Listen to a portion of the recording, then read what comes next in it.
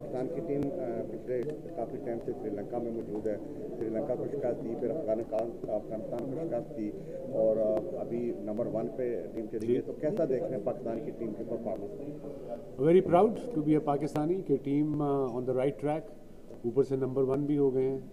Early days for number 1, but जो performance इस तरीके से दे रहे हैं, एक कंप्लीट टीम लग रही है, एक यूनिट लग रहा है और and winning is a habit और पाकिस्तान टीम की अभी ये एक आदत बन रही है जीतना, so that's a good sign.